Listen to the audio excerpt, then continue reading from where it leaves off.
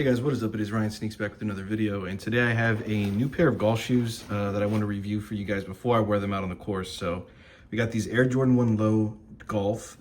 These are the Wolf Gray Black Phantom Dust. These are pretty much the Dior golf shoes. Taking a look, when we open up the box here, we're greeted with this Nike golf card. I actually got this one in the Roshi runs as well, which I'll be doing a video for later. But it just talks about their warranty and stuff like that, and these are also waterproof. And then here are the shoes, and as you can tell, very much inspired by the Dior's. It just does not have the text here. Pretty much everything is the same though. We got the icy outsole, says golf right there, and these have a little bit more tread. I have another pair of Air Jordan 1 Golfs that I wear sometimes.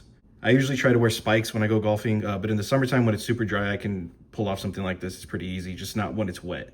But these are super clean. They pretty much will go with everything. Really excited to bust these out tomorrow.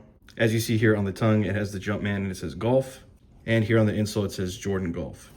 But yeah, when these first released, these sold out very quickly. It was really hard to get a pair and they were reselling. So it was really weird. People were wearing these just as a regular Air Jordan 1. And then they restocked a few months ago on Nike app and I was able to pick them up. And I moved, did a whole move. So I completely forgot about making videos and stuff like that. And now we actually have these still brand new. I haven't worn them yet and I'm super excited to wear them tomorrow.